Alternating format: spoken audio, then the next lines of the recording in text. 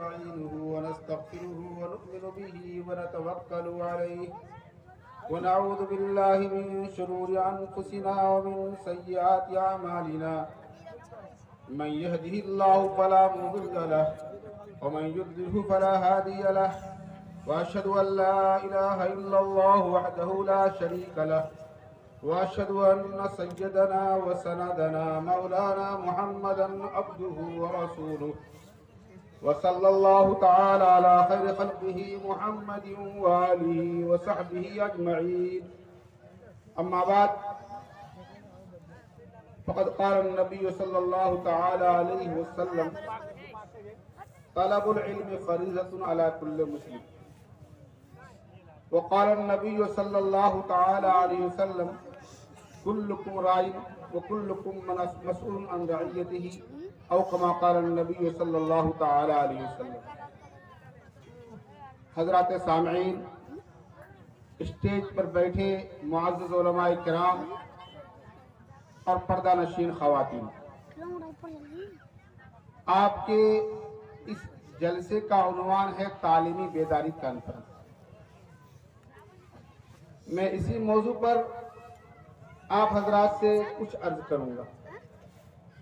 تعلیمی بیداری کا منشا کیا ہے اور تعلیمی بیداری کہتے کسے ہیں اور تعلیمی بیداری کے لیے ہمیں کیا کرنا ہے اور ہمارے سماج اور معاشرے میں تعلیم کی حقیقت کیا ہے، یہ چند باتیں میں عرض کروں گا۔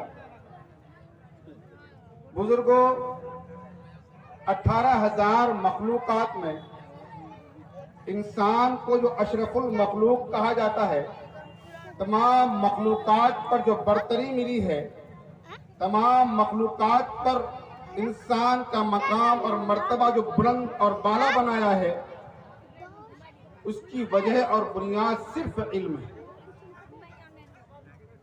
علم کی بنیاد پر، علم کی وجہ سے اللہ تبارک و تعالی نے انسان کو ان 18,000 مخلوقات پر ترجیح دیا اور ان کو اشرف المخلوقات بنایا۔ ظاہر بات ہے، جب ان کو تمام مخلوقات پر برتری اور اونچا مقام عطا فرمایا تو اس کی کچھ ذمہ داریاں بھی ہوں گی، اس کے ذمے کچھ کام بھی سپرد ہوئے ہوں گے، ان کے ذمے کچھ کام بھی ڈالا ہوگا، ان کے کاندھے پر کچھ بوجھ بھی ڈالے گئے ہوں گے۔ اب اس بوجھ کی ادائیگی، اس بوجھ کو برداشت کرنے کی صلاحیت ہم میں ہے۔ ہم اس بوجھ کو برداشت کر کے ہم اس کو کہاں تک نبھا پا رہے ہیں اور نہیں نبھا پا رہے ہیں، ہر ایک کو اپنے دامن کو جھانک کر دیکھنا ہے۔ ہر ایک انسان کو اس پر غور و فکر کرنے کی ضرورت ہے۔ روزانہ ہم بعض و تقریر سنتے ہیں۔ آج کے دور میں تقریر کا سننا ایک آسان سا مسئلہ ہو گیا ہے۔ ہر ایک کے گھر میں بڑا موبائل ہے اور موبائل لگا کر آدمی مختلف قسم کے اور مختلف عنوانات پر تقریر سنتا رہتا ہے، اور تقریر سنتا نہیں ہے بلکہ رسم بن گیا ہے کہ موبائل کھول دیا، ہم کام بھی کر رہے ہیں اور موبائل میں کیا کہا جا رہا ہے اس پہ میرا دھیان نہیں رہتا، صرف دل بہلانے کے لیے اور طبیعت کو بہلانے کے لیے ہم نے موبائل کو لگا دیا۔ میرے دوست بزرگوں، کسی قوم کا جب زوال ہوتا ہے، کوئی قوم تباہ و برباد ہوتا ہے، کسی قوم پر تباہی آتی ہے، تو سب سے پہلے وہ قوم اپنے مذہب و ملت کی کتاب کی اہمیت نہیں دیتا، اپنے مذہب و ملت کے مسائل پر دھیان نہیں دیتا، اپنے مذہب و ملت کی تعلیم پر دھیان نہیں دیتا، تو کسی قوم پر زوال آتا ہے۔ میرے دوستو، آج امت مسلمہ پر جو زوال آ رہا ہے، ہمارے اور آپ پر جو زوال کے بادل منڈلا رہے ہیں، ہم در بدر ٹھوکریں کھا رہے ہیں، ہم در بدر بھٹکتے پھرتے ہیں، کبھی اس کا دوا تلاش نہیں کی۔ اگر اس کا دوا تلاش کریں گے تو آپ کو دوا وہی ملے گی کہ ہمارے سماج سے، ہمارے معاشرے سے اسلامی تعلیمات کا روح نکل گیا ہے، اسلامی تعلیم کا جنازہ نکل گیا ہے۔ میرے دوستو، یہ بات کڑوی لگے گی کہ آج ہم اپنے بچوں کو اسکول میں پڑھاتے ہیں، कॉन्वेंट में पढ़ाते हैं, शौक से पढ़ाते हैं। आपको पढ़ाने के लिए 4000 5000 रुपए आप वक्त से पहले फीस अदा कर देते हैं, लेकिन वो बच्चे जो आपके मकातिब में पढ़ते हैं, जो आपके दीन का बचने का जरिया है, आपके मुआशरे को बचाने का जरिया है, आपके समाज को बचाने का जरिया है, वहां 200 रुपये एक महीने में आपके जेब से वक्त पर नहीं निकलता। ये इस्लाम की तालीम हमारे समाज से जब उसकी अहमियत निकल गई, हमारे मुसलमानों के दिल से जब उसकी अजमत निकल गई, उसकी रूह निकल गई, तो अल्लाह की रहमत भी हमारे घरों से खत्म हो गई। मेरे दोस्तों, आज जरूरत इस बात की है, आज जो इस्लाम के खिलाफ साजिशें रची जा रही है और इस्लाम को मिटाने के लिए मुख्तलिफ रंग रूप में एक फितना आ रहा है। इन फितनों का मुकाबला अगर हम करना चाहते हैं और इन फितनों के मुकाबले से अपने नौजवानों को बचाना चाहते हैं, इस उम्मत की हिफाजत करना चाहते हैं, आने वाले नस्लों की हिफाजत करना चाहते हैं, तो मेरे दोस्तों, आप भूखे तो रहें, लेकिन आपका बच्चा कम से कम कुरान करीम की तालीम से आरास्ता हो जाए, कम से कम दीनी तालीम से आरास्ता हो जाए। अगर दीनी तालीम से आरास्ता नहीं होगा, आप स्कूल में पढ़ाएंगे, कॉन्वेंट में पढ़ाएंगे, बड़ी बड़ी डिग्रियां हासिल कर लेंगे, लेकिन उसके ईमान की कोई जमानत नहीं है, उसके इस्लाम की कोई जमानत नहीं है। और सबसे बड़ी हसरत की बात यह है, आज हम इंतकाल कर जाते हैं, मेरे ऊपर कब्र के ऊपर कोई फातिहा खानी करने वाला नहीं मिलता। इसकी वजह क्या है? हमने उसको कुरान की तालीम नहीं दिया, कुरान नहीं पढ़ाया, इस्लामी तालीमात से वाकिफ नहीं कराया। नतीजा ये होता है कि आप मरने के बाद आप मोहताज हो जाते हैं, आपके ऊपर कुछ पढ़ने वाला नहीं है, एक हर्फ सवाब रिसानी करने वाला कोई नहीं होता। मेरे दोस्तों, बड़ा अफसोस का मकाम है, आज जिस चीज की हमें जरूरत है, आज एक ही नहीं, समाज की जो खराबियां हैं, मुआशरे की जो बुराइयां हैं, सारे बुराई का जड़ जिहालत है। अगर जिहालत दूर हो जाएगी, जिहालत से मुराद दीनी तालीम आ जाएगा। मैं ये नहीं कहता हूं कि आप आलिम बना दीजिए, हाफिज बना दीजिए, जरूर आप स्कूल में, कॉन्वेंट में पढ़ाइए, कॉलेजों में, यूनिवर्सिटी में पढ़ाइए, मैं उससे मना नहीं करता, लेकिन मैं ये बात जरूर कहूंगा कि आप बच्चे की इब्तिदाई मरहले की तालीम, दीनी तालीम उसको सिखाएं, कुरान करीम की तालीम सिखाएं। और जब कुरान करीम की तालीम सीखेगा, दीनी तालीम सीखेगा, उस दीन के माहौल में उसकी तरबियत होगी, दीन के आगोश में वो पलेगा, वो बड़ा भी हो जाएगा, जवान भी हो जाएगा, बूढ़ा भी हो जाएगा, उसके दिल से और दिमाग से ईमान की अजमत कभी खत्म नहीं होगी, इस्लाम की अजमत कभी खत्म नहीं होगी। मेरे दोस्तों, एक वाकया सुनाता हूं। ये वाकया जब आप सुनेंगे तो इस्लाम की तालीम जब इब्तिदाई मरहले में होती है, उसका असर क्या होता है। अमेरिका का वाकया है कि एक मुसलमान लड़का, नमाजी, मुत्तकी, परहेजगार, दीनदार, एक ऑफिस में काम किया करता था और वहां एक ईसाई लड़की भी उस ऑफिस में काम करती थी। दोनों में आपस में मोहब्बत हो जाती है और मोहब्बत का नतीजा ये होता है कि ये लड़का उस लड़की से शादी के लिए पैगाम भेजता है और वो लड़की, ईसाई लड़की, उनके वालिदैन ने शर्त लगाया कि 3 शर्त है, ये 3 शर्त के बाद तुम्हारी शादी इससे होगी। नंबर 1, तुमको इस्लाम छोड़ देना होगा। नंबर 2, तुमको वतन जाने नहीं दिया जाएगा, इसी अमेरिका में रहना होगा। नंबर 3, कुरान करीम कभी तुमको देखने के नहीं दिया जाएगा। ये 3 शर्त उस लड़के ने कबूल किया और मुर्तद होकर उस लड़की से शादी कर लिया। लेकिन वो लड़का इब्तिदाई तौर पर कुरान करीम पढ़ा हुआ था, अल्लाह के अहकामात से वाकिफ था, अल्लाह के शरीयत से वाकिफ था, दीन से वाकिफ था, अल्लाह के नबी से मोहब्बत करता था। जब उनकी शादी हो गई और ईसाई के घर में वो गया तो छुपा कर कुरान करीम को एक कपड़े में लिपेट कर एक ताक में रख दिया। एक दिन ऑफिस चला गया और उसकी बीवी घर साफ करने लगी, घर के जायज सामान को साफ करके کوڑا دان میں پھینک دی اور اس کوڑا دان میں اس کلام پاک کو پھینک دیا۔ جب وہ لڑکا شام کو واپس آیا اور دیکھتا ہے کہ جس کتاب کو میں تاک میں رکھا تھا آج تاک میں نہیں ہے، بیوی سے پوچھتا ہے کہ گھر کے غیر ضروری سامان کو تم نے کہاں بھیجا ہے اور کہاں پھینکا ہے؟ کہا کہ کوڑا دان میں ڈال کر آیا ہوں۔ چنانچہ واقعہ لکھا ہے وہ لڑکا دوڑ کر کوڑا دان جاتا ہے اور اس کتاب کو چن کر نکالتا ہے، تلاش کر کے نکالتا ہے، صاف کرتا ہے، صاف کرنے گھر پر لاتا ہے اور تاک میں سجاتا ہے۔ اس کی بیوی عیسائی تھی، وہ کہتی ہے کہ یہ کون سی کتاب ہے تم جس کو اپنے گھر پر لائے ہو؟ یا تو یہ کتاب گھر میں رہے گی یا میں اس گھر میں رہوں گی، دونوں کا اجتماع نہیں ہو سکتا ہے۔ بات بڑھ گئی، ان کے گھر والے جمع ہو گئے اور جمع ہونے کے بعد یہ بات آئی کہ یہ کتاب کون سی کتاب ہے؟ معلوم ہوا تو قرآن کریم ہے، اور قرآن کریم یہ لڑکا اپنے گھر میں رکھا ہے۔ اس کی بیوی نے کہا کہ قرآن کریم اگر اس گھر میں رکھو گے تو تمہارے نکاح میں نہیں رہوں گا۔ چنانچہ وہ لڑکا بہت سوچ و فکر میں ڈوب گیا۔ کچھ دیر بعد اللہ تعالیٰ نے ان کی ایمانی حمیت، ایمانی غیرت کو بیدار کیا۔ وہ کہتا ہے کہ میری بیوی میرے نکاح سے چلے جائے میں اس کو منظور کر سکتا ہوں، لیکن اس کتاب کی محبت کو میں دل سے نکال نہیں سکتا۔ چنانچہ واقعے میں لکھا ہے کہ بیوی کو طلاق دے دیا اور پھر آفس میں کام کرنے لگا۔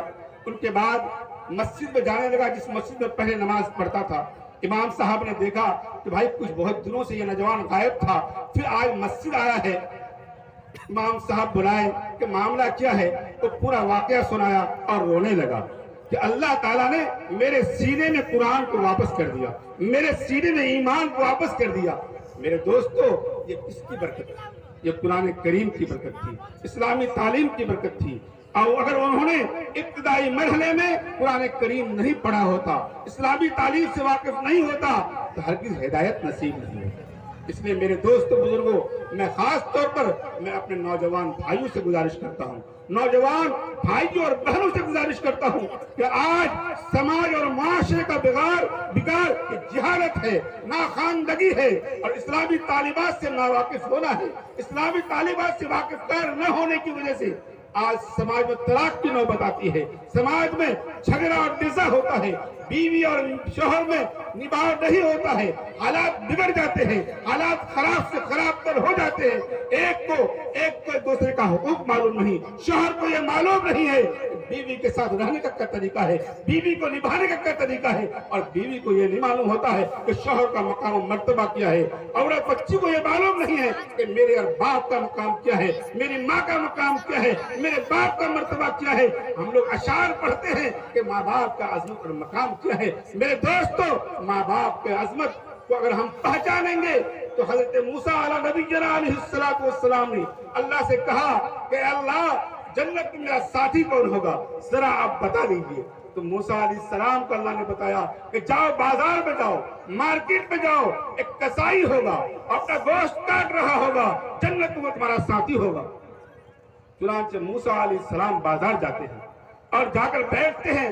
وہ کسائی دن بھر گوشت بیچتا ہے اور شام کے وقت کچھ گوشت ایک پولیتھین میں باندھتا ہے، ایک کپڑے میں باندھتا ہے اور سارے سامان کو لیتا ہے اور سامان کو لے کر گھر آتا ہے۔ اور موسیٰ علیہ السلام اس انتظار میں ہے کون سا عمل ان کا ایسا ہے جس کی وجہ سے اللہ نے اس کو یہ مقام اور مرتبہ دیا ہے۔ چنانچہ وہ رات کو کافی رات میں گھر پہنچتا ہے اور گھر پہنچنے کے بعد دیکھتا ہے کہ بیوی بال بچے سب سو گئے ہیں۔ وہ اپنے ہاتھ سے اس گوشت کو پکاتا ہے، کھانا پکاتا ہے، اور اپنی بوڑھی ماں جو معذور تھی سب سے پہلے اس کو بیدار کرتا ہے اور اس کو وہ گوشت اور کھانا کھلاتا ہے۔ حضرت موسیٰ علیہ نبینا علیہ السلام یہ بات سمجھ گئے کہ ماں کی خدمت نے ان کو یہ مقام دیا کہ جنت میں نبی کے ساتھ ہو۔ میرے دوستو، آج ماں باپ کی نافرمانیاں عام ہو گئی ہیں، ماں باپ کو ستانا عام ہو گیا ہے۔ یہ کیا چیز ہے میرے دوستو بزرگوں؟ یہ ساری چیزیں یہ ہے کہ ہم نے ان کے ابتدائی طور پر ہم نے اس کی صحیح تربیت نہیں کی، ہم نے ابتدائی طور پر ان کی محبت میں سارے چیزوں کو تیاگ کر دیا، سارے چیزوں کو چھوڑ دیا۔ ہم نے کبھی یہ نہیں سوچا کہ یہ بچہ جب نافرمان ہو جائے گا، یہ بچہ ناخلف ہو جائے گا، یہ بچہ میری نافرمانی کرے گا، میرے دوستو حالات دن بدن خراب ہوتے جا رہے ہیں اور حالات بگڑتے جا رہے ہیں. ایسے وقت میں ہم سبوں کو بہت ہوش و حواس میں آ کر اور ہوش کے ناخن لے کر اور انسان کو اپنے تمام چیزوں پہ کنٹرول کر کے اپنے بچوں کی صحیح تعلیم و تربیت کا انتظام کرنا ہوگا. لیکن آج تعلیم و تربیت کے نام پر ہمارے ساری چیزیں ختم ہو جاتی ہے. جب بچہ کمانے کے لائق ہوتا ہے تو ہم یہ سوچتے ہیں کہ میرا بچہ کب آئے گا. آج جس کا بچہ 3 یا 4 باہر کماتا ہے وہ دولت کی ہوس میں گم ہے, کھو گیا ہے. لیکن یہ کبھی نہیں سوچا کہ جو اگلی نسل آنے والی ہے یہ نسل تباہ و برباد ہو جائے گی, یہ نسل ختم ہو جائے گی. آپ بلڈنگ پر بلڈنگ بنا لیجئے, زمین خرید لیجئے, لیکن مرنے کے بعد آپ کو کوئی یاد کرنے والا نہیں ہوگا, آپ پر فاتحہ خوانی کرنے والا نہیں ہوگا. آپ کی نسل تباہ و برباد ہو جائے گی. اور یاد رکھیے مسلمانوں, اگر آج آپ نے ہوش نہیں کیا اور ہوش کر کے اپنے بچوں کی تعلیم اور تربیت کا انتظام نہیں کیا تو اگلی نسل جب آئے گی وہ نسل تباہ و برباد ہو جائے گی تو اپنے خاندان کو پوچھے گی, اپنے گھر والے کو, اپنے ماں باپ کو, تمام خاندان والے کو گالیاں دے کے کہ میرے ماں باپ نے, میرے آبا و اجداد نے میرے اوپر ظلم کیا. آج ہم دولت کی ہوس میں اگر ان کی صحیح تعلیم و تربیت نہیں کرتے ہیں تو میرے دوست و بزرگوں ہمارے لیے بڑا افسوس کا مقام ہوگا اور ہم خائب و خاسر ہو جائیں گے, ہم تباہ و برباد ہو جائیں گے. میں نے کہا کہ اس انسان کی عظمت اور بڑائی, اس انسان کو اتنا بڑا جو مقام ملا صرف علم کی بنیاد پر, علم کی بنیاد پر انسان کو اتنا بڑا مقام ملا. انسان کو تمام مخلوقات پر حتیٰ کہ فرشتوں پر اونچا مقام ملا. یہ علم کی بنیاد پر, جس علم کو ہم سیکھنا نہیں چاہتے, جس علم کو ہم بچوں کو سکھانا نہیں چاہتے, جس علم سے ہم محبت کرنا نہیں چاہتے, جس علم کو اپنے سماج اور معاشرے میں رواج ڈالنا نہیں چاہتے, اس علم کی ضرورت ہے. اس علم کو رواج دینا ہے, اس علم کو سکھانا ہے. آج ہمارے بیشتر بچے اور بچیاں جہاں بھی مکاتب قائم ہیں وہاں چاہے منظم طور پر ہو یا غیر منظم طور پر ہو, کسی طریقے سے بھی جہاں مکاتب کا قیام ہے, میرے دوستو میں بہت ہی ادب و احترام کے ساتھ آپ حضرات سے عرض کرتا ہوں کہ یہاں مکاتب کا قیام ہے, ان مکاتب میں ہم سب دھیان دیں اور توجہ دیں. اگر مکاتب میں ہماری بچیاں اور بچیاں پڑھ لیں گی تو میرے دوستو پھر اگلی نسل جو آئے گی اس نسل میں دینداری آئے گی. آج ہم دیکھتے ہیں کہ شادی ہو جاتی ہے, لڑکی کا یا لڑکا کا نکاح ہو جاتا ہے, اس کو یہ بھی سلیقہ نہیں ہوتا ہے کہ اپنے بڑوں سے بات کرنے کا سلیقہ کیا ہے, اپنے سسر سے بات کرنے کا طریقہ کیا ہے, اپنے باپ سے بات کرنے کا طریقہ کیا ہے, اپنے ماں سے بات کرنے کا طریقہ کیا ہے, اسے معلوم نہیں ہوتا. چونکہ وہ سکھایا نہیں گیا, وہ پڑھایا نہیں گیا, اس آگوش میں وہ پلا نہیں, اس گود میں وہ پلا نہیں. آج کی ماں جہالت کی وجہ سے, آج میں افسوس کے ساتھ کہتا ہوں کہ پہلے زمانے میں جو لوڑیاں گائی جاتی تھی, بچے جب روتے تھے تو اسلامی لوڑیاں, اسلامی گیت بچوں کے کان میں پڑھی جاتی تھی تاکہ اسلام میں بچے ایماندار رہے, بچوں کے کان میں اللہ کا نام پہنچے, اللہ کے رسول کا نام پہنچے. لیکن افسوس کے ساتھ کہنا پڑتا ہے آج جب بچہ رونے لگتا ہے تو آج ماں ہو یا باپ ہو, سچ بتائیے کہ کان میں گانوں میں گانا لگا کر موبائل میں چھوڑ دیتے ہیں. کیا وہ بچہ آگے چل کر صحیح تربیت یافتہ ہو سکتا ہے؟ اور ابتدائی مرحلہ جو ہوتا ہے وہ بڑا نازک ہوتا ہے. انسان کا بچپنا, ان کا دماغ کمپیوٹر ہوتا ہے, جس چیز کا عکس کر لیتا ہے بڑھاپے تک اس کو کبھی نہیں بھولتا. جوانی میں جو چیز یاد کرتا ہے بھول تو جاتا ہے, لیکن بچپنا میں اور جو کچھ یاد کر لیتا ہے وہ کبھی نہیں بھولتا. اس لیے میرے دوستو اس پر غور کرنے کی ضرورت ہے اور اس کو اپنانے کی ضرورت ہے. یہ کب ختم ہوگا؟ جب جہالت ختم ہوگی, دینداری آئے گی, دین کا سمجھ پیدا ہوگا. میں ایک بات اور کہہ دوں کہ آج پہلے زمانے میں کسی گھر میں بچہ پیدا ہوتا تھا یا بچیاں پیدا ہوتی تھی تو مولوی صاحب کو بلاتے تھے یا کسی اذان پڑھنے والے کو بلاتے تھے کہ بچے کے کان میں اذان اور اقامت کہہ دیا جائے. لیکن آج یہ رواج بھی ہمارے معاشرے سے ختم ہو گئی, یہ باتیں بھی ہمارے معاشرے سے ختم ہو گئی.